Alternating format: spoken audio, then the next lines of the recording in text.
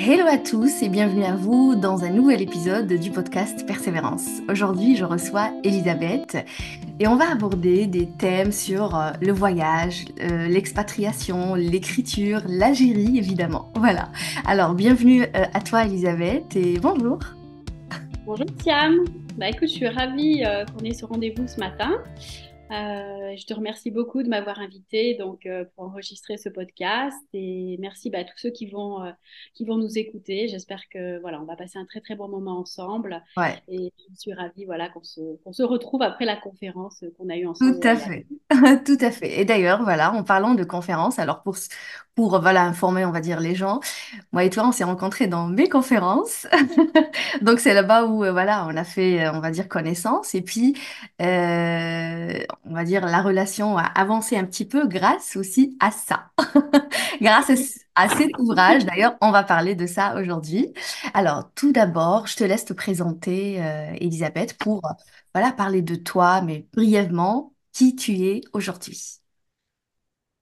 Eh bien, j'habite en Algérie depuis 3 ans. Et ça fait plus de 19 ans que je vis à l'étranger.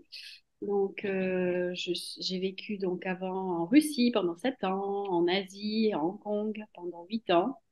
Et je suis arrivée donc en Algérie pendant la période du Covid. Voilà, je suis une globe-trotteuse, on va dire. Oui. Et je vis depuis toutes ces années une vie assez riche et passionnante. Voilà, je suis maman d'une fille de 33 ans qui vit à Londres. J'ai 3 petits-enfants. Elle est aussi globe-trotteuse. On lui a donné le virus et sportive. Voilà.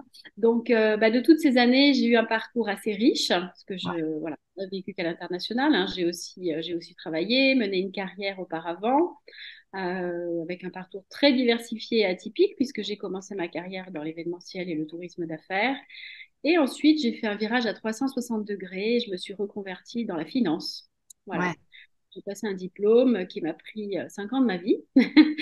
Mhm. Et voilà, une belle expérience et un parcours très riche de toutes ces expériences, en passant de l'événementiel à la banque. Et pendant toutes ces années d'expatriation, j'ai aussi fait beaucoup de bénévolat, donc 19 ans de bénévolat, avec des choses très, très différentes, du coaching, une mission humanitaire en Inde. J'ai aussi prêté ma voix en Asie pour la traduction de jouets. Euh, et j'ai été donc présidente d'une association aussi francophone pendant 4 ans à Moscou. Voilà. Ok. Wow. Tu sais, en t'écoutant là, voilà, j'imagine, en fait, les pays, les fonctions, là, c'est un parcours quand même assez riche. Très Et riche, très ouais, très riche. super riche. Voilà. Très riche, plein de rencontres qui m'a permis aussi voilà, de développer plein de compétences, d'avoir plein d'aventures aussi, hein. Ah oui, ah oui, j'imagine. On va parler un Malgré petit peu des aventures dans cet épisode. aussi des aventures quand on vit à l'international comme ça, mais c'est ce qui fait la richesse des parcours. Ouais, Et puis voilà, puis c'est devenu maintenant, voilà, j'ai toujours ce besoin d'adrénaline et je n'aime pas ouais, la monotonie. super, ok. Et Voilà. aujourd'hui, tu te retrouves en Algérie. Et Voilà, donc, on a suivi depuis 3 ans. depuis 3 ans, ouais. Et donc, moi, je voudrais bien que tu nous parles un peu de ça, tout d'abord. Voilà. Parce que tu m'as fait découvrir justement cet ouvrage où tu avais écrit justement quelques passages, toi et d'autres personnes. Et je trouve, enfin, en tout cas, que cet ouvrage est magnifique. C'est à lire. Et il se trouve d'ailleurs en Algérie. Hein, il est Il se en trouve vente. voilà, il se trouve à la librairie L'Arbre à dire à Alger. Voilà, Ok, donc, il est à d'accord. disposition. Parle-nous de l'histoire de cet ouvrage et comment ça a débuté et le pourquoi. Dis-moi. Déjà, l'ouvrage, c'était une très très belle rencontre. Ouais. Euh, voilà, ça a démarré par une rencontre. Donc, le pouvoir de la rencontre, comme disait Charles Pépin, le philosophe. Mais en fait, il n'y a pas de hasard, comme disait Paul Éluard. Il n'y a que des rendez-vous. Et ça a vraiment été un rendez-vous avec notre éditrice, Samira, que j'ai rencontrée lors d'un café littéraire au sein de l'association francophone. Et puis, voilà, on a parlé un petit peu des livres, de nos aventures. Et moi, suite à un coaching, on en a déjà parlé ensemble, il y avait un des projets qui avait émergé, c'était d'écrire un livre. Voilà. Mhm. Poussé par, voilà, c'était un rêve enfoui pour moi et poussé aussi par ce besoin d'écrire un petit peu, de raconter toutes mes aventures et cette richesse de mon parcours à l'expatriation. Mhm. Et nous avons décidé bah, ensemble de monter un atelier d'écriture, voilà, de façon spontanée, en se laissant porter, en se disant, ben, on verra bien, on Ouais, verra qui sera intéressé. Et finalement, voilà, 7 personnes nous ont rejoints, des dames qu'on ne connaissait pas spécialement et qui se sont un petit peu prises au jeu. Et voilà, on s'est rassemblés. L'atelier a permis beaucoup de partage, beaucoup d'émotions. C'est un atelier où on s'exprime librement. Il n'y a pas de jugement. Et puis, bon an, mal an, bah, tout le monde a commencé à écrire ses petites aventures avec beaucoup d'humour, beaucoup de spontanéité, beaucoup d'émotions aussi, hein, parce que quelquefois, bah, on a eu des personnes qui ont pleuré, des auteurs qui ont pleuré. Donc, voilà. ouais. C'est Et ce très, qu'il très faut riche. vraiment, et ce qu'il faut expliquer ici est que ça parle évidemment de d'autres pays et les appréhensions, on va dire, des expats une fois ils arrivent voilà, dans le pays. Et ça parle aussi de l'Algérie. Ça veut dire au moment où voilà, vous êtes arrivé, comment vous vous êtes senti, quand vous avez trouvé le pays, est-ce que vous vous êtes adapté ou pas. Donc c'est ça, au fait. Et puis la vision de chacun de vous. Oui, Voilà. ce qui est très, très riche. Et en fait, voilà, le livre s'est construit de façon naturelle parce que lors de nos échanges, on parlait effectivement de nos vies d'expatriation un petit peu partout dans le monde, de nos problématiques, de nos joies, de nos peines, de nos interrogations. Euh, et on prenait un sujet, en fait, et chacune exprimait ses émotions et son aventure personnelle. Donc, c'est ce qui a créé un petit peu la Ouais. richesse de ce livre.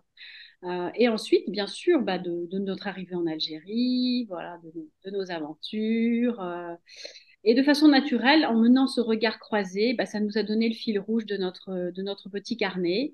Et voilà. Donc, on l'a écrit en 10 mois, ce qui est quand même très, très court hein, pour un groupe qui ne se connaissait pas. C'est une très, très belle aventure humaine. Et moi, je suis ravie qu'on ait pu voilà, écrire cet ouvrage collectif Concrétiser cette idée-là. Ouais. de concrétiser cette idée-là. Et voilà, c'est aussi voilà, c'est un recueil, comme tu le dis, qui est très, très riche, hein. Il faut savoir lire un petit peu entre les lignes. Oui, Il y a c'est beaucoup, ça. il y a beaucoup de thèmes qui sont abordés dans ce livre. Euh, voilà, on peut le lire de différentes façons, en suivant un auteur, en suivant des thèmes, ou en suivant bah, le fil du livre, tout simplement. En tout cas, voilà, c'est un livre qui a créé beaucoup, beaucoup de sympathie ici à Alger. Mhm. Tu sais, hein, on a fait beaucoup de conférences Ouais. depuis sa sortie. Mhm. Et c'est vraiment une très, très belle aventure humaine, vraiment. Super, On magnifique. en retient en tout cas. Et Oui, voilà. Et puis le livre ben, continue à cheminer. Donc, on espère, on a été sollicité par une metteur en scène au théâtre. Donc, on espère pouvoir l'adapter au théâtre. ouais. Et puis le mettre aussi sur une plateforme d'auteurs francophones. Donc, voilà, on espère qu'il va prendre cette dimension au fur des mois qui arrivent. Ouais, c'est super. C'est super. En tout Oui, cas, c'est vraiment très, très, très beau. ouais. Donc, et surtout de mener le projet, ça a été vraiment une très, très belle aventure aussi. Mhm.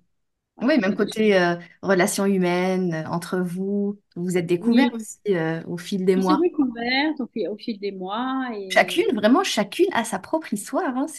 Ah oui, chacune a sa propre histoire. Et c'est vraiment fabuleux. Ouais, ouais. Moi, j'ai apprécié le lire et en tout cas, j'encourage voilà, toute personne qui a envie de voir cette vie d'expatriation, on va dire, de différents angles. Et puis, voilà, comme chacune a sa propre vision, chacune a ses appréhensions. Donc, c'est vraiment intéressant de voir ça et voilà, non seulement c'est une richesse, c'est une curiosité, c'est un apprentissage aussi. Parce que tu as parlé, par exemple, toi, ta partie à toi, tu as parlé du Ramadan en Algérie et on est au Ramadan d'ailleurs. Actuellement. Tu as parlé du Ramadan, tu as parlé des femmes du Sud, par exemple les Mozabis, etc. Voilà, tu as parlé un peu des aspects, on va dire, de l'Algérie et, et, et c'est impressionnant aussi de voir comment les gens, on va dire, voient ça à travers, on va dire, leurs yeux. C'est aussi Oui, intéressant. voilà, c'est le côté très, très intéressant et c'est, je crois, que ce qui a créé la sympathie parce que voilà, c'est pas du tout de la fiction, c'est des choses qu'on a vécues vraiment au Ouais. quotidien, qu'on a retranscrites, c'est vraiment du témoignage. Et je crois que c'est intéressant, voilà, de parler un petit peu de notre vie ici en Algérie et Hmm. notamment dans pays où il y a beaucoup de clichés. Donc, voilà, c'est aussi une mise en lumière de notre vie quotidienne, de notre vie de femme et de toutes les beautés qu'on rencontre ici. Voilà. Ouais, tout à fait. Super.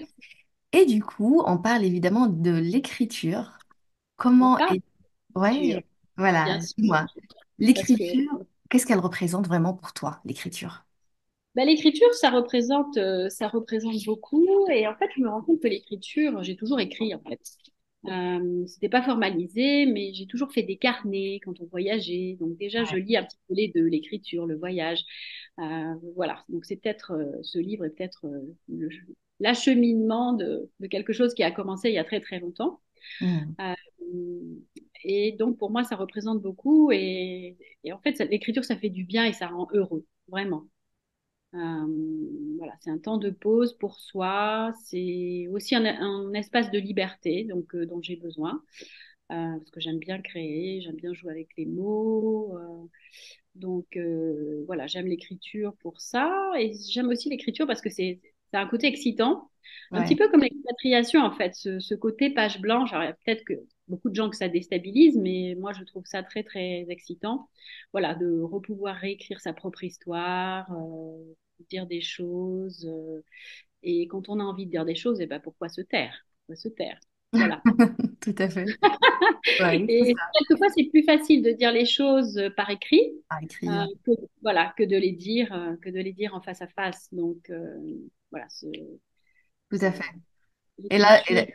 ouais. Et là, quand tu parles en fait, l'écriture, évidemment, en tout cas, on se vide aussi hein, quand on écrit. Et Oui, c'est le côté thérapeutique en fait de l'écriture. Voilà, c'est un côté très thérapeutique. C'est bien de se poser, c'est bien de voilà de prendre du recul. Et quand on dit les choses, ben voilà, on les acte et quelquefois ça fait du bien. C'est aussi comme un exutoire. Hein, c'est aussi ça peut être libératoire. Mhm. Euh, voilà, donc c'est très intéressant sous cet aspect-là. Et puis, je sais pas, en écrivant, on a une sorte de pouvoir en fait, hein, quelque part, parce on peut tout écrire. On peut tout écrire dans l'absolu. On peut écrire des Ouais. fictions, on peut écrire des poèmes, on peut écrire son autobiographie. Comment tu te Donc, sens, toi, en écrivant? C'est quoi ce pouvoir que tu arrives à avoir? bah, je trouve qu'on a un pouvoir sur les mots, on a un pouvoir sur les histoires. Voilà, on peut permettre aussi à certaines personnes d'être mises en lumière, parce qu'on peut écrire aussi pour les autres, hein, pour raconter l'histoire de quelqu'un d'autre. Mhm. Voilà, donc il y a une sorte de magie, en fait, un Ouais, pouvoir magique, quelque part. tout à Voilà. fait. Même l'effet qu'ils ont, en fait, les autres, quand ils lisent nos écritures. Ça aussi, c'est intéressant. C'est Oui, ça alors ça, c'est très, pouvoir très aussi. intéressant. Et c'est vrai que c'est un phénomène un petit peu nouveau quand on écrit un livre, parce que là, on a écrit de façon très, très spontanée, mais ne se posant pas vraiment la question des réactions, des retours qu'on allait avoir, etc. Et ce qui est très enrichissant, c'est d'avoir tous ces feedbacks de lecteurs, ce qui permet aussi de nourrir peut-être nos prochains écrits, de voir un petit peu comment les choses sont interprétées ou sont appréciées. Et ça crée vraiment une relation, en fait. Hein. On ne les connaît pas, mais Mhm. on a aussi une relation avec nos auteurs. Et ça, Mhm. c'est assez magique et assez intéressant comme Ouais, phénomène. Voilà. tout à fait. Et puis, bah, je pense que l'écriture aussi, enfin, ça transforme parce qu'on va vraiment au fond de soi, voilà, pour chercher des idées, pour créer des choses, etc. Euh, Mhm. voilà, et c'est très libérateur. Ouais. Tout à fait, tout à fait. C'est libérateur, exact. Et pour concernant en fait l'expatriation, Elisabeth, tu es expat depuis quand même quoi? Combien? 20 ans, c'est ça? Presque 20 ans, oui. Presque 20 ans, voilà. Presque Voilà. 20 ans. Et au fait, j'ai lu l'une de tes phrases dans le livre. Tu as écrit voilà, quand on voyage avec notre conjoint, on va dire la famille, évidemment, c'est, tu vois, c'est ton époux qui, qui voyage pour voilà, ce poste, pour le travail, etc. Et donc, tu es quelque part accompagnatrice. Tu as noté ça dans le livre. Et puis, genre, tu joues ce rôle, et puis, avec le temps, tu es presque obligé de l'apprécier, ce rôle d'accompagnatrice, parce que tu dois aussi, toi aussi, découvrir le pays dans lequel tu te trouves, inventer des choses, créer, nier, voilà, avoir des relations aussi avec les gens, etc. Toi, Elisabeth, qu'est-ce que tu retiens de ça? Comment tu vis, on va dire, ce rôle-là aujourd'hui déjà? Comment tu le vis? Écoute, ce que j'en retiens, c'est que le voyage en général et l'expatriation, surtout en particulier, c'est un cadeau. C'est un cadeau. Voilà, bah déjà, moi, j'aime l'ailleurs, j'ai besoin d'espace, j'adore voyager. Et comme on dit, expat un jour, expat toujours. Oui. Donc, je pense que voilà, l'expatriation, pour moi, c'est vraiment le plus beau road trip que j'ai pu faire, parce que c'est à la fois une exploration des pays, des différentes cultures, mais c'est aussi une exploration de soi et de la vie en général. Voilà. Hmm. Donc, et cette route, en fait, nous apprend beaucoup de choses, même si c'est une voie sans issue de temps en temps dans certaines situations. En tout cas, ça nous apprend beaucoup de choses. Voilà. Hmm. Alors, expatriation avec la famille, bah, c'est un vrai sujet. Comme tu le dis, bah, alors, bah, effectivement, nous retrouvons, nous femmes, souvent dans le... Et ça, c'est statistique, hein, parce que Tout à fait. 85% des femmes aujourd'hui suivent encore leur mari. Donc, Voilà. même si, voilà, il y a encore... ça s'inverse de temps en temps. Hmm. Statistiquement, nous sommes encore, comme tu l'as dit très bien, des conjoints accompagnateurs. Euh, et donc, bah, nous suivons notre conjoint avec notre petite caravane sur le dos, nos enfants la plupart du temps. Ouais, bah oui. Donc tout ça, c'est vraiment un chamboule-tout dans la vie, hein. Ça, c'est évident. Un chamboule-tout, peut-être pour nous plus conjoints accompagnateurs que Ouais. pour notre mari et nos enfants, parce que eux, de toute façon, à l'arrivée, ont un cadre. Et nous, non. Tout à fait. Il y a Nous, l'école, voilà, il y a l'école, il y a le poste pour lequel voilà, tu arrives, c'est bon, tac, tout est cadré, c'est tout est déjà cadré, tout est et cadré toi. pour eux. Mais voilà, Et toi nous, dans tout ça, ouais. c'est autre chose. Et nous, voilà, on est un petit peu la météorite qui est lâchée dans un pays Ouais. qu'on connaît très peu, parce que si on a eu la chance de faire un voyage de repérage, voilà, on a un peu appréhendé les choses. Mais la Mm. plupart du temps, on est envoyé comme ça et on arrive, c'est la page blanche, encore une fois. C'est la page Voilà. blanche sur laquelle tu dois écrire ton histoire. Comment tu as écrit, toi, ton histoire en Algérie? Comment tu arrives à la vivre? Qu'est-ce que tu fais d'ailleurs, voilà, en Algérie? Dis-moi.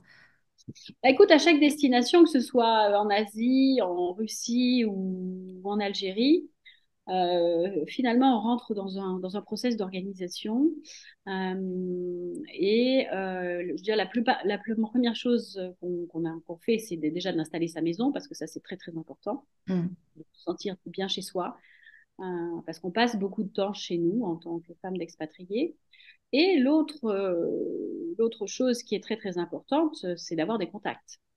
Tout à Donc, fait. de créer, Relation voilà, avec les amis, avec le temps. des amis, voilà, de créer tout un réseau relationnel. Et ça, c'est vraiment très, très important. Alors, en tant que francophone, on est quand même assez chanceuse puisque tu sais qu'on a des accueils dans le monde entier. Mm. Il y a 90 accueils pour les expatriés francophones. Donc, ça, c'est très précieux. Et c'est vrai qu'on a toujours voilà, un petit groupe qui est constitué. Euh, et pour les premiers temps, c'est quand même assez Donc c'est précieux déjà, déjà. c'est déjà prêt, on va dire. C'est ça. C'est déjà prêt. Donc tu fais, tu Et bon, commences alors après, il faut être proactif, hein. Faut aller vers ces les gens. personnes, faut Mm. s'inscrire, mais il y a des activités, etc. Et puis au fil de l'eau, ben, on rencontre aussi des gens du pays, et c'est ce qui est Pays. intéressant. Voilà. Voilà. C'est ça. Et c'est très, très important, voilà, de vivre avec les gens du pays pour une bonne raison. Déjà que c'est un facteur d'intégration très important et c'est comme ça qu'on profite de son expatriation au mieux. Mhm. Euh, Et ne pas rester non plus que dans sa communauté parce que malheureusement, ce sont des amitiés fugitives. Tout à fait. Les gens ont en moyenne 3 ans, maximum 5 ans. Et voilà, à chaque fois, il faut se refaire des nouveaux amis, Mm. etc. Donc, petit côté frustrant Ouais. dans ces pays d'expatriation. Mais voilà, en Algérie, on a la chance d'avoir un peuple très accueillant, avec Mhm. beaucoup de générosité, et c'est vrai que ça pallie à tout ça. tu t'y sens bien, on va dire. Et Oui, je me sens bien, il fait beau, les gens sont chaleureux. Et ouais. puis d'un autre côté, c'est un pays dans lequel il y a beaucoup de choses à faire. Donc Mm. si on veut se réinventer, qu'on a un peu d'audace, voilà, et qu'on sait parler aux gens, voilà, gentiment, bah, il se passe des choses. La preuve, on a fait un livre. Tout à fait, exact. La preuve, c'est le livre, hein, exact. Et, Voilà. et en parlant justement d'intégration, d'adaptation et tout, apparemment, tu apprends la langue, tu apprends la Darja, c'est ça? Oui, oui, c'est ça. Tu vois, comment ça se passe? Yeshouya, shouya, shouya, kulium. Eh bien, super, super. Oui, écoute, ça se passe très très bien. J'ai toujours fait l'effort dans les pays où nous avons vécu Apprendre la langue? d'apprendre Ah, la langue. super. Voilà, que ce soit en Asie ou en Russie ou ici en Algérie, parce que je trouve que ça fait vraiment la différence au niveau Ouais. relationnel. Voilà, Mhm, et puis en plus, surtout, ça permet de comprendre la culture. Parce mhm. que, voilà, le dialectal, c'est quand même une langue rare pour un francophone. Ouais. Euh, mais pas si rare que ça finalement, parce que quand je vais à Londres, j'entends beaucoup parler dialectal. Oui. Il y a une grande communauté algérienne à Londres. Ouais. À Paris, maintenant, bah, je me rends compte que dans le métro aussi, je commence à comprendre les conversations. Donc, Sérieux? finalement, j'ai vraiment l'impression d'avoir une vie entre les deux rives. C'est vraiment, Ah, ok. intéressant comme phénomène. Ouais. Euh, voilà. Et puis, on apprend beaucoup aussi en cours sur la société, sur la culture. Et Mhm, ça, c'est fabuleux pour s'intégrer et pour bien comprendre son environnement dans lequel on vit. Voilà. mhm. Ok. Très, très riche. Très, très riche. Ouais, ouais. Voilà. Ouais. C'est riche au niveau de la langue aussi sur le plan intellectuel parce que ce sont voilà, Ah oui. c'est une combinaison de langues complètement différentes. Oui, oui. L'alphabet, Voilà. c'est différent. Tout. Ouais, tout est différent, Tout c'est est ça. différent. Tout est Exact. différent. Exact. Et comme je dis à mes petits-enfants, c'est mon anti-Alzheimer. Ah, voilà. Ça aide. Eh bien, super. Justement, en parlant de tes petits-enfants, de la famille, comment tu vis l'éloignement comme ça, à chaque fois, tu sais que voilà, c'est encore un autre pays, c'est encore un autre pays, et puis être, en fait, être loin de ses petits-enfants, de sa famille, on va dire, et ne pas les voir grandir à côté de toi et tout. Comment tu vis ça? Comment tu arrives aussi? Si tu as des astuces, si tu as voilà, des idées à nous donner, comment tu le fais? Alors, c'est vrai que l'éloignement, c'est un des sujets importants en expatriation. Parce que ça crée des frustrations des deux côtés. Ça crée des Ouais, frustrations bah, pour ceux qui sont partis, comme nous, parce que bah, voilà, on manque quelquefois des événements importants. Je me rappelle du premier Noël qu'on a passé tout seul.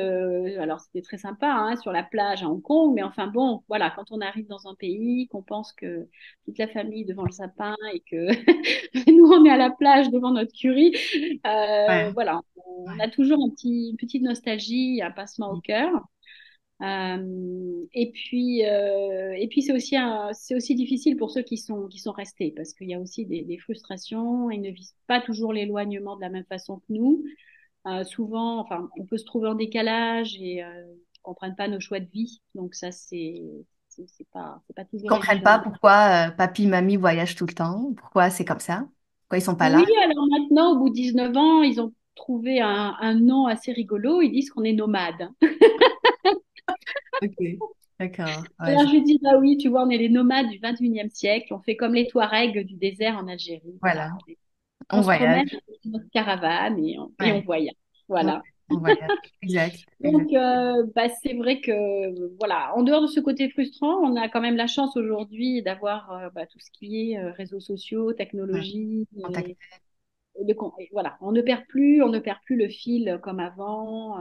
Donc, on est toujours connecté. Mais Hmm, bon, ça ne remplace pas voilà, les contacts physiques et qu'on hmm, essaye d'avoir régulièrement, puisque on part régulièrement toutes les 6 à 8 semaines ouais, pour aller voir les familles et ouais, les amis. Et ça, c'est très, très précieux. Voilà. Et la proximité de l'Algérie et de l'Europe facilite beaucoup les choses. c'est ça, tout à fait. C'était beaucoup plus compliqué quand on était en Asie. Beaucoup plus Hmm. compliqué. Ah oui, En c'est plus, trop loin. Ouais, c'est c'est trop loin. loin. C'est frustrant pour la famille qui ne peut pas non plus toujours venir Hmm. parce que les gens travaillent. Voilà, c'est compliqué de concilier les Les calendriers. vacances des enfants, c'est pas dans la même période aussi. C'est pas dans la même période, voilà. Mais voilà, bon an, mal an, ça se gère. Et puis on a peut-être moins de rendez-vous physiques, mais en tout cas, les rendez-vous physiques qu'on a, on essaye que ce soit des rendez-vous de qualité et Ouais. mémorables, en tout cas. Voilà. Avec le temps, est-ce qu'on peut dire qu'avec le temps, en fait, tu t'habitues à cet éloignement ou comment? C'est comment? Est-ce que ça se crée Alors, il y a peut-être? des gens oui, il y a des gens qui ne s'y habituent pas du tout. Moi, je m'y habitue parce que voilà, j'ai été aussi un peu entraînée en Asie parce que mon mari n'était jamais là. Donc, pendant 7 ans, j'étais toute la semaine avec ma fille. Donc, il y avait aussi l'éloignement géographique du couple. Ça aussi, Ah c'est un oui. phénomène, hein. On n'est pas toujours tous les jours ensemble en expatriation. Donc, ben, on apprend à gérer la solitude, on apprend voilà, à se créer des activités, à s'investir, à gérer son quotidien. Et quelque part, je trouve que c'est très salvateur parce que ça prépare aussi un petit peu à la retraite. Quelque part, on sait maintenant que quand on est comme ça du jour au lendemain dans une nouvelle situation, Mm. bah, il faut absolument se réinventer et trouver des activités, chercher au fond de soi ce qu'on peut faire, ce qu'on sait faire, aller vers les autres. Tout à fait. Et ça te permet on va dire, de réutiliser ces ressources que tu as pu inventer, on va dire, en toi-même, tu as pu créer. Oui, exactement. Et je pense que quand on a vécu une expatriation, c'est pour ça que bon, ben, quand on l'a fait une fois que ça se passe bien, changer de pays, Ouais. c'est plus compliqué finalement. Bon, à Mm. part s'il y a des problèmes sanitaires, de sécurité, parce que ça, on vit aussi ce genre de choses, hein. C'est pas non plus que de la vie de magazine. Loin de là, Ouais. loin de là. Mais en tout cas, je crois qu'on a une caisse à outils, effectivement, en termes d'adaptation, flexibilité et on sait vraiment comment il faut faire et on sait ce qu'il faut mettre en place. Et on a toute une méthode, en fait, je pense. C'est ça hein, qui nous sauve. On a une méthode et Ouais. Ouais. Ouais, je vois. voilà. Ok. On trouve des ressources effectivement, qu'on ignorait en soi. Tout à fait. Quand Et on découvre. voilà. Ça nous fait vraiment sortir de notre zone de confort, Exact. l'expatriation. Il Exactement. faut en retenir. Exact. Donc, en fait, Voilà. on va dire un peu les nomades en train de voyager tout le temps. Et après, évidemment, il y a évidemment un retour au pays. Il y a un retour, par exemple, pour ton cas, il y a un retour en France. Et j'ai lu dans cet ouvrage, tu avais mentionné une petite phrase où tu as dit, en fait, quand j'étais en France, je suis française, mais comme si que c'était pas mon propre pays, en fait c'était difficile pour toi de retourner, de réintégrer en fait, le rythme, la société, de parler des mêmes sujets avec tes amis, de reprendre, on va dire, le métro, etc. Et c'est difficile, hein, cette situation-là. Oui, Comment ça s'est passé dans ton cas? En fait, il fallait que tu retournes en France. oui, alors les retours, le retour de l'expatriation, effectivement, de l'expatrié, c'est toujours un sujet délicat, Tu surtout avais si dit, c'est. pardon, Elisabeth, tu avais dit que c'était un véritable bouleversement. Voilà. Oui, c'est un bouleversement dans l'autre sens, en fait. Quand on part, c'est un chamboulement parce qu'on change ses habitudes. Mais en fait, quand on revient, c'est un bouleversement parce on a changé. On est vraiment une autre personne. Et ça, on s'en est pas rendu compte, en fait.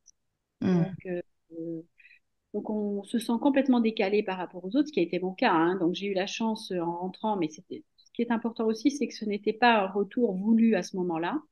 Et c'est Hmm. aussi ce qu'on vit en étant expatrié, c'est que quelquefois, on retourne dans son pays pour X raisons, parce qu'il y a eu des problèmes de sécurité, sanitaire, de crise économique, etc. Et c'est quelque chose d'assez violent psychologiquement. Hmm. Donc, du jour au lendemain, ben, on vous dit, ben voilà, c'est fini, vous rentrez en France, débrouillez-vous, parce que c'est souvent comme ça que ça se passe. Ouais. Donc, autant le débrouillez-vous quand on arrive, quelque part, il y a la joie de la découverte, etc. Le débrouillez-vous quand rien n'est préparé dans son propre pays, qu'on n'est pas accueilli, qu'on vous fait sentir bah, que voilà, vous êtes différent, vous n'êtes plus C'est pareil, différent, ouais. Mm. il y a plus de place pour vous. Voilà, il va falloir aussi oublier votre histoire, ce qui n'est pas possible pour nous. Mm. Voilà, c'est tout un chamboulement Repren- psychologique. Reprendre aussi les cartons qui étaient Les fermés. Oui. cartons.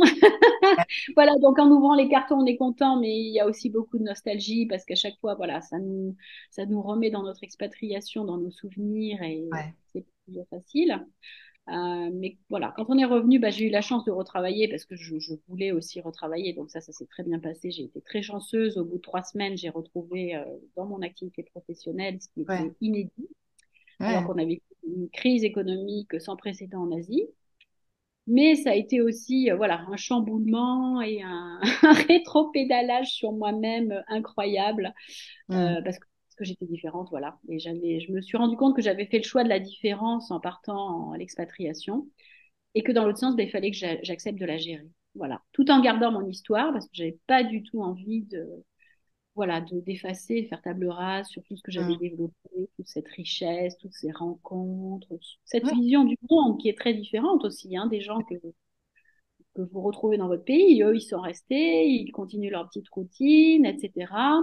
Bon, ils voyagent, certes, mais entre voyager et vivre dans un pays étranger, c'est pas du tout la même chose. voilà. Hmm, Et on apprend ça aussi à gérer en expatriation, c'est cette dualité. Moi, j'ai l'impression d'être à la fois une citoyenne du monde ouais, et à la fois d'être coupée en deux, en fait. ouais, ouais. D'être, voilà, d'un côté française et d'un côté, quand j'entre en France, et d'un côté une autre Oui. personne. Universel, international. Voilà, universelle. Voilà, sachant aussi plein de choses. Donc, bah, il faut apprendre à se taire parce qu'on passe très vite pour quelqu'un d'arrogant qui sait tout. Donc, on peut pas partager toutes ces choses-là avec Hmm. nos amis, notre famille qui comprennent pas ce qu'on leur raconte. Enfin, bon, bref. Voilà, Ouais, c'est tout un travail sur soi-même au retour qui est assez, voilà, assez compliqué. Faut s'y préparer. Donc, bah, de notre côté, comme on a vécu cette période et qu'on est reparti après, hmm. je me dis tant mieux qu'on ait vécu ça parce que on sait maintenant comment ça se passe. Et puis la prochaine fois, bah, si on rentre à un moment donné, ou peut-être qu'on rentrera pas, on ne sait pas. Ouais, Il y a des expatriés qui font le choix de rester là où ils sont. Hein. exact. Ça arrive, il y en a Ah, beaucoup. ouais. Tu as des Voilà. amis qui ont fait ce choix, c'est ça, de rester. Oui, oui, dans chaque destination, hein, j'ai des amis qui ont fait le choix de rester en Asie, d'autres qui ont fait le choix de rester en Russie malgré les problèmes actuels. Ouais. Voilà, parce qu'à un moment donné, on change aussi. Hein, il y a tout ce Ok. phénomène de culturation et On puis bah, s'adapte, ouais, au on pays. s'adapte. On est tellement pris dans la culture que Ouais. finalement, on l'adopte tellement et que Surtout quelquefois, quand on il y a oublie. des enfants, non, Elisabeth? Surtout quand Oui, il y a des bien enfants. sûr, quand il y a des enfants, Ils créent ça peut leur être lien. Ouais. ça peut être très compliqué à gérer aussi. Hein. Les enfants ont du mal à couper Voilà. avec leur page d'expatriation aussi. Il y en a j'en connais, hein, qui sont retournés vivre en Asie ou en Russie parce que s'ils sont mariés avec des Russes ou des Asiatiques. Ah oui. C'est vraiment des couples internationaux. Et puis, voilà. Donc, et le voyage reste jusqu'aux enfants et aux petits-enfants parce qu'après, bah, il faut se déplacer aussi pour aller les Exact. voir. Voilà. Voilà, allez les voir.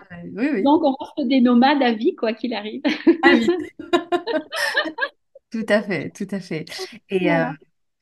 au moment où on t'a annoncé, en fait, ton mari, voilà, il t'a annoncé que, voilà, on va voyager, on va s'expatrier, et c'était la nouvelle pour toi. Au Oui. fait, franchement, on a besoin, pardon, on a besoin de quoi à ce moment-là, tu vois, comme ressource, je sais pas, toi, par exemple, tu as eu besoin de quoi pour dire oui à l'expatriation? Ok, d'accord, allez, on y va. Est-ce qu'on a besoin vraiment de, tu vois, d'un grand courage, de quoi? Écoute, oui, on a besoin de courage, c'est sûr, mais à chaque fois, j'ai dit oui assez vite, finalement. La toute première fois, c'était un oui très, très rapide. Oui, oui, oui, c'était un oui très rapide. C'était un oui très rapide, même si effectivement j'étais plutôt à cette époque très carriériste dans ma tête, etc. J'avais envie de réussir, d'avancer dans mon job. Mais d'un autre côté, voilà, au fond de moi, alors, j'ai quand même commencé, et mon mari aussi, on a commencé quand même à travailler dans le tourisme tous les deux. Donc ça veut dire qu'il y avait quand même une fibre du voyage, je pense, qui était là. Ouais. Et puis, bah, on est assez aventurier, assez audacieux, donc voilà, on ne s'est pas posé trop de questions. La destination déjà, bon, l'Asie, Hong Kong, ça fait quand même un peu rêver. Oui, On c'est s'est ça. dit, bah, voilà, on est parti, on avait 35 ans, on s'est dit, qu'est-ce qu'on a à perdre? Qu'est-ce qu'on a à Mm. perdre? Une opportunité incroyable. Peut-être que ça ne se représentera pas. Voilà, c'est aussi une opportunité pour notre fille de partir. Et on s'est dit, bah, allez, on y va. Voilà. Mm. Ok. Très bien. Donc, je pense qu'il faut, voilà, aussi peut-être une petite, le courage sûrement, parce que tout le monde n'est pas Le, capable de le le faire. goût du voyage aussi. Le goût du voyage, c'est ça?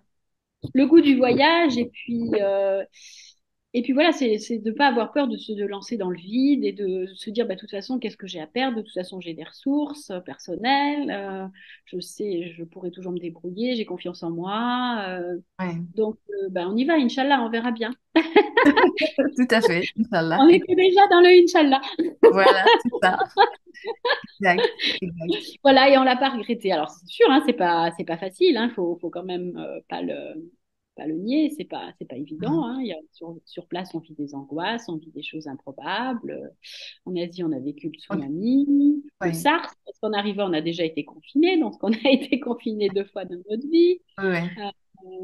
Voilà, donc en Russie, pareil, le Covid, plus la guerre qui est arrivée. Enfin voilà, on vit des choses quand même qui sont assez compliquées. Et puis des choses qui peuvent être compliquées à distance aussi Ouais. avec la famille. Il y a des fois des événements familiaux qui sont Mm. compliqués à gérer. Et voilà, donc mais Donc, c'est un voilà, défi. c'était l'audace, Tout à l'audace qui a permis de partir. fait. Exact. C'est l'audace. Et puis, après tout, c'est un défi. C'est un grand défi, en fait. Exactement. C'est un défi de se dire, et Ouais. je crois qu'à chaque fois, quand on nous propose un pays, on se dit, même l'Algérie, enfin, bon, imaginez que quand on a dit à notre famille qu'on allait en Algérie, voilà, tout le monde était angoissé, C'est quoi l'idée? C'était quoi? angoissé vis-à-vis de moi, que je ne pourrais pas sortir, que je ne pourrais pas faire tout ce que je voulais, etc. Angoissé par rapport bah, voilà, à la sécurité, voilà, encore des clichés bien ancrés, et C'est puis tout à fait, des ouais. clichés, beaucoup de clichés. Finalement, qu'est-ce que tu leur racontes aujourd'hui? Tu vois, qu'est-ce que tu leur dis de cette Algérie? Ah non, parce que je leur dis, c'est que c'est un pays fabuleux. Déjà sur le plan géographique, Ouais. c'est magnifique, avec toute cette côte de 1 600 kilomètres, le désert. Voilà, et puis même les relations humaines. Moi, quand je rentre en Europe, je leur dis, mais voilà, à Alger, j'ai l'impression de vivre. De vivre. Ouais. Voilà. Ouais. Autant on est quelqu'un, voilà, je suis quelqu'un de très organisé, mais quelque part, j'aime aussi un petit peu ce chaos et cette liberté Ouais, c'est ça. D'accord. par rapport à tout ce qui se passe en Europe avec ses Mhm. réglementations, ses codes, l'étiquette, Ouais, ouais. etc., Quand, etc. qu'à un Et moment, voilà, on les supporte plus. après, de notre côté, voilà, il y a des moments où tout ce chaos peut être énervant. Tout à fait. Tout à fait. Et à un moment où aussi, trop d'organisation aussi peut être très C'est pesant. harassant. Voilà, et Voilà, pesant. voilà. Voilà, pression. Pesant, pas de liberté, faut toujours être obligé de rendre des comptes, enfin voilà. Tout à fait. Donc finalement, tout ça, vivre entre les deux est un bon équilibre. Tout à fait. Exact. Voilà. Super. Et Voilà. Et puis c'est le pays des possibles aussi, hein. C'est vrai qu'il y a beaucoup de choses qui sont encore vierges et ouais. qu'on peut faire. Donc c'est pas toujours facile, mais on y Ouais. arrive. On y arrive. Voilà. Mhm. Ok. On est en Ramadan. Comment tu vis le Ramadan là-bas? Est-ce que Écoute, la première année, c'était un peu particulier parce que, bon, on est arrivé pendant le Covid, donc on avait peu de relations. Donc, j'avais trouvé ça un peu triste parce que, bon, c'est pas évident. Il faut quand même du temps pour s'intégrer, ouais. pour rentrer dans notre famille parce que la vie ici est quand même très familiale. Mhm. Donc, voilà, on se sentait un petit peu isolé. Et puis, voilà, on n'avait pas encore je dirais, la fougue un peu de cette période.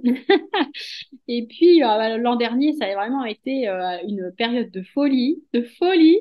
Ok. Euh, D'ailleurs, on était très fatigués. Ou un soir, ben, effectivement, on était invités. Donc, on a fait plein de dîners, de tours traditionnels avec les gens qu'on connaissait. Donc, ça, c'était très agréable.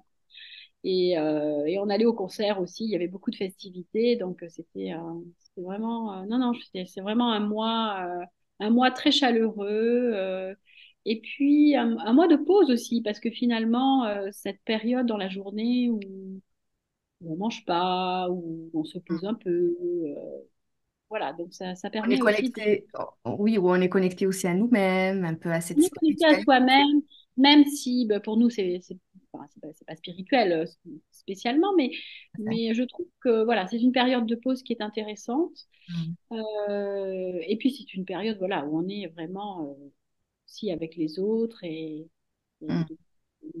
beaucoup de festivités, beaucoup de joie, beaucoup de solidarité aussi. Donc, Ouais, non, ouais. non, c'est un mois intéressant, vraiment. Super, ok.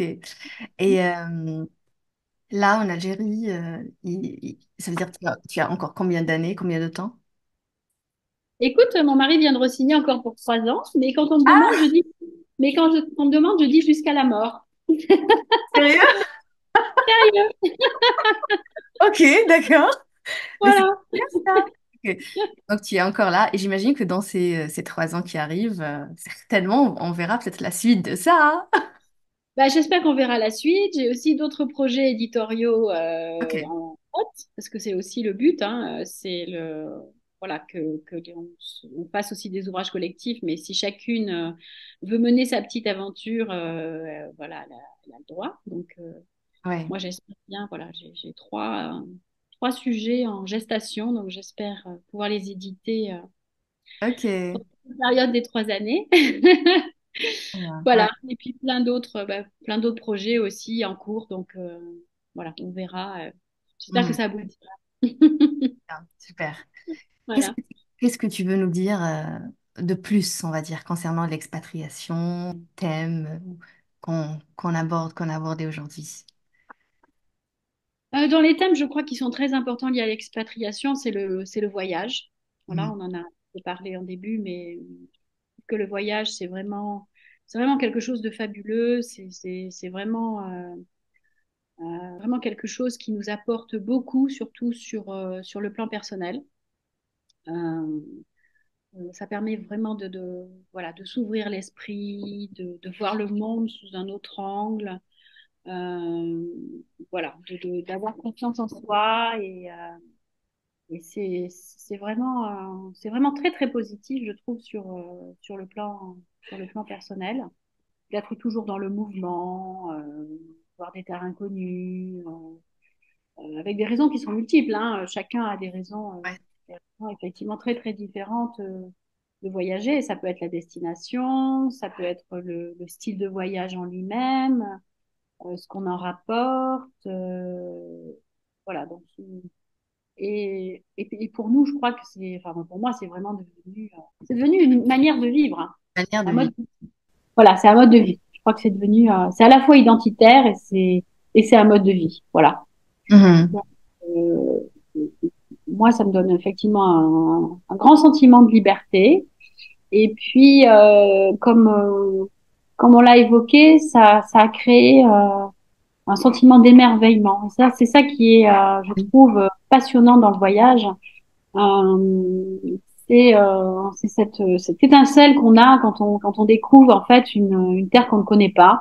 Ouais. Euh, voilà, et ça nous remet des étincelles dans les yeux et de se dire, bah, voilà, je suis émerveillée, mon ordinaire devient merveilleux et pourquoi je le fais pas quand je suis dans mon propre pays? Voilà, donc c'est aussi un processus qui est intéressant par rapport à ça. Mhm. Ça Après, apprend bah beaucoup voilà. de choses, hein. Ouais. Comment? Ça apprend beaucoup de choses. Ça apprend beaucoup de choses et ça rend humble surtout parce que on fait face à de telles aventures et des choses Ouais. complètement improbables que ça rend humble. Euh, voilà, toutes ces choses insolites qu'on vit, ce fait d'être surpris, de changer d'angle, voilà. Donc, ça améliore beaucoup notre connaissance aussi, connaissance Mhm. du monde. Ouais, tout à fait.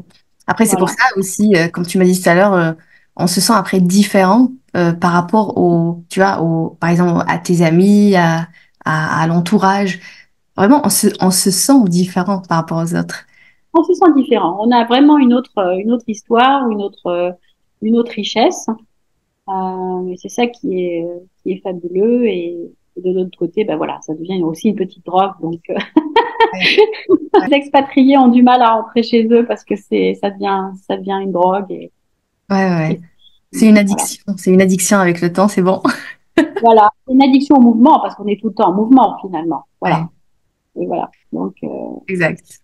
et ce qui est assez fou d'ailleurs, un phénomène qu'on a vécu en Russie quand on a été donc, enfermé, confiné, Ouais, c'est que le fait de savoir qu'on ne pouvait plus quitter le pays parce qu'il y avait même il y avait plus d'avions et on ne voyait pas l'horizon à ce niveau-là, et que je me suis sentie claustrophobe, mais vraiment claustrophobe, hein. Ouais, J'ai l'impression à un moment donné d'être enfermée dans une boîte du fait de ne plus pouvoir voyager et d'être en mouvement pendant 3 mois. Donc voilà, c'est quand ouais. même important comme phénomène. Ah ouais, ouais, je vois. On est expat, avec le temps, c'est bon, on sait qu'il y a une destination suivante. Il y a une à chaque fois, en fait, on sait, on est préparé à une autre destination. Oui, oui, c'est ça. Et puis même si on a une période, je dirais, de sédentarité entre-temps, même quand on est dans un pays, on voyage. Ouais, Ici en Algérie, ouais. on voyage tout le temps. Les week-ends, on voyage, les vacances, on voyage. Donc, ou on rentre en Europe. Enfin, on est tout le temps en mouvement. Voilà. Mhm. Donc, Super. De vrais nomades. De vrais nomades. on est nomade, comme les Touaregs, on est nomade. Super. Ok. Voilà. Et, oui, et la famille s'habitue, et puis et c'est comme ça. Comme tu l'as dit, c'est un mode de vie. La famille s'habitue, la famille nous oublie de temps en temps. Voilà, et c'est un mode de vie. C'est un mode de vie qu'on a Ouais, finalement qu'on a adopté, qu'on a choisi. Donc, sentiment égoïste aussi que ressent notre famille. Hein, ouais, tout histoire de à dire. fait. Voilà. Ouais, par rapport à Mais vous, bon, hein, c'est ça. ben voilà, c'est ça. Mais bon, c'est notre destin aussi. Hein, donc, Mhm. notre vie en tout cas. Donc, voilà. Voilà, et vous cheminez dans... Cheminer, voilà.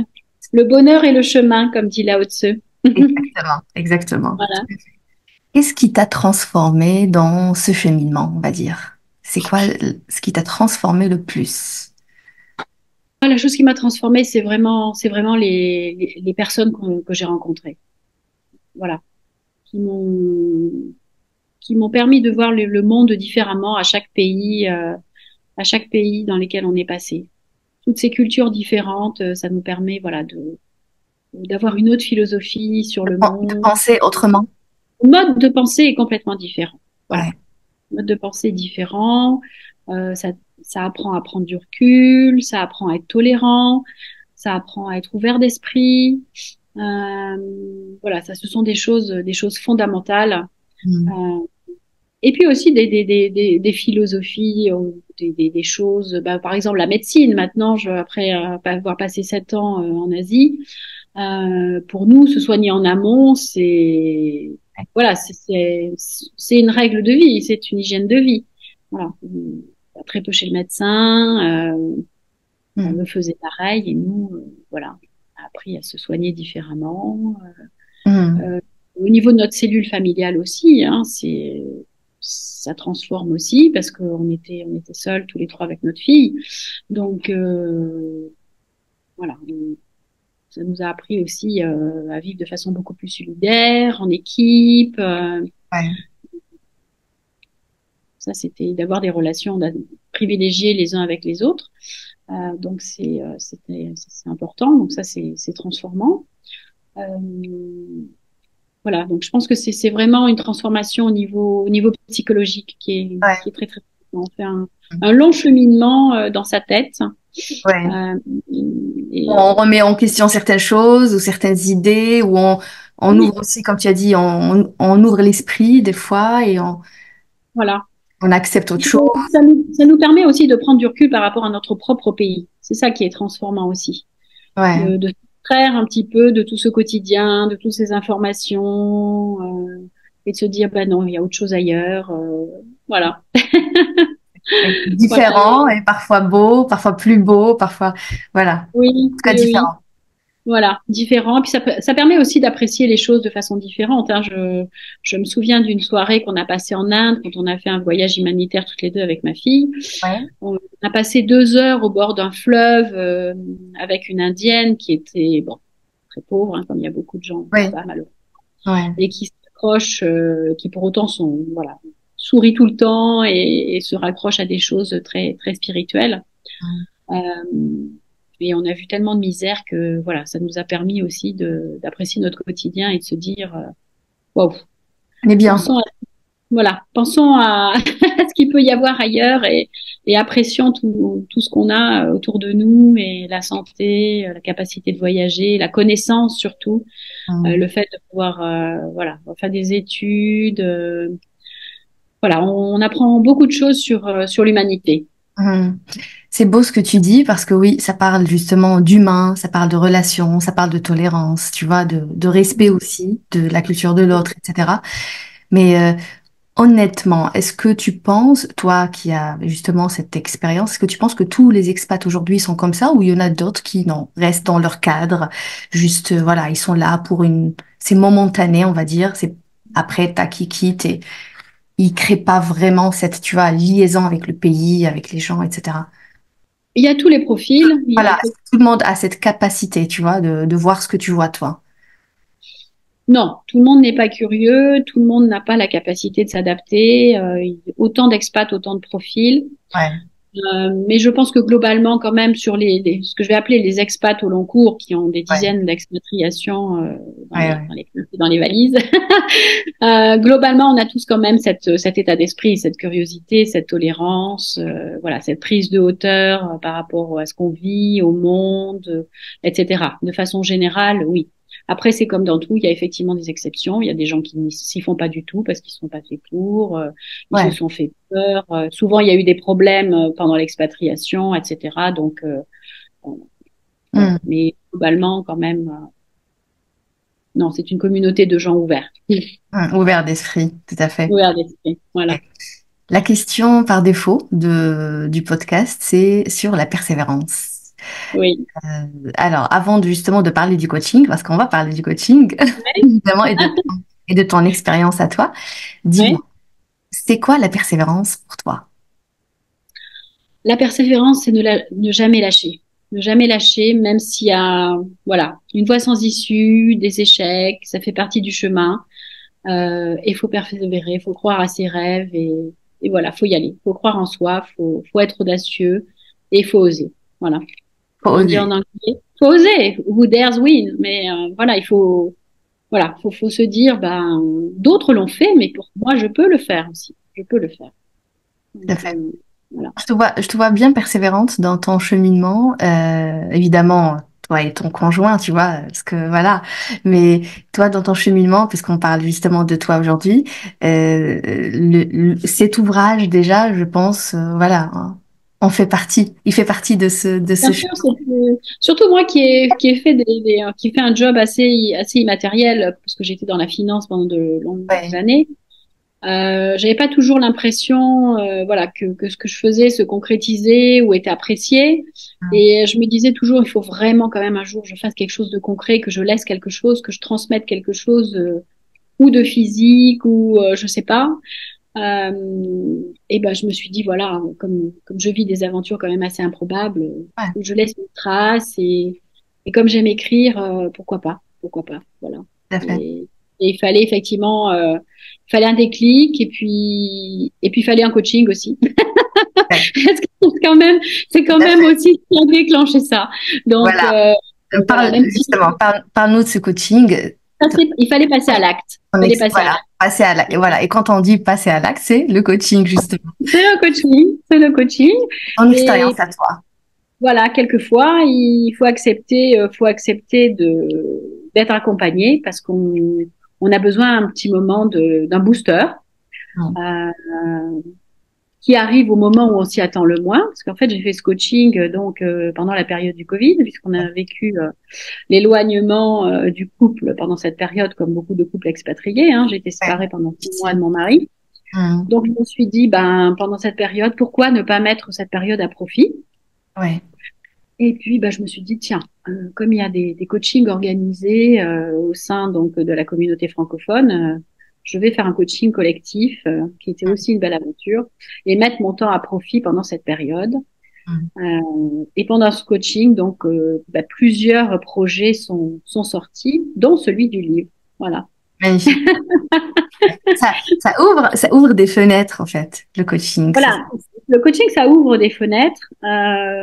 Et puis, bah, on se dit, oh non, c'est un métier, voilà, à la mode. Non, Mm. je pense que c'est pas qu'un métier à la mode. C'est vrai on en parle beaucoup. Il y a beaucoup de coachs, etc. Mais ça correspond vraiment à un besoin, notamment dans un monde dans lequel on est très rapide. Et de penser à soi et de se poser à un moment donné, je pense que ça fait beaucoup de bien déjà. Ça permet de prendre beaucoup de hauteur Parce qu'on le fait souvent d'une façon naturelle pour son job, mais on le fait jamais pour soi à titre personnel. C'est une démarche, voilà. Faut être prêt à faire la démarche. Mais quand on fait la démarche, voilà, c'est très positif et surtout dans un monde d'opportunités où on butine comme des abeilles, ben on a parfois besoin d'une reine pour nous remontrer un petit peu le chemin de la ruche. Et voilà, je trouve que le coaching est très C'est exactement ça, c'est exactement. très approprié par rapport à ça. Et puis ça permet de prendre du recul, ça apprend à dire non à certaines choses. Ça Parfois permet de se connaître aussi réellement, exactement. Parce que c'était très introspectif, donc ce coaching a ouais, duré quand même 6 mois, pendant 2 fois par semaine. ouais. Et c'est très très introspectif, donc faut être aussi prêt à ça, prêt à entendre certaines choses. Mais c'est toujours bienveillant parce que c'est une personne en fait qui est externe, donc voilà, c'est très positif. On apprend beaucoup sur soi-même, sur ses valeurs, sur ses compétences. Ça donne du courage aussi, voilà, parce qu'on dit bah allez, quelque part par Tout à fait. l'accompagnement, on se dit bah Donc, maintenant donc t'as on tout a, perdu, mais faut que tu y ailles maintenant, hein. Donc c'est voilà. c'est une aide à la décision qui est très très positive. Et franchement, je trouve que ça permet d'en ressortir avec une énergie qui est vraiment décuplée et une vision très très claire de ses projets. Donc ça, Mhm. c'est très intéressant. Après, sur la méthode, je trouve que ça donne une caisse à outils fabuleuse et qui est une caisse à outils qui est pour la vie en fait et Exact. voilà, qui peut aussi bien être adapté au monde professionnel qu'au monde personnel. Et puis je te l'ai dit, hein, donc notre fille aussi a mis à profit cette période, Ouais. voilà, pendant sa dernière maternité et grâce au coaching, elle a décroché le job qu'elle voulait. Donc c'est quand même assez fantastique. Hein. Ouais. Bah oui, Voilà. oui, oui, ça nous aide à prendre des décisions, ça nous aide à avoir un changement dans notre vie, tout simplement, en fait. Simplement, voilà. Donc non, non, c'est très positif, vraiment. Avant de clôturer cet épisode, qu'est-ce que tu as envie de nous dire, voilà, que tu as envie de transmettre aujourd'hui via cet épisode? Dis-moi.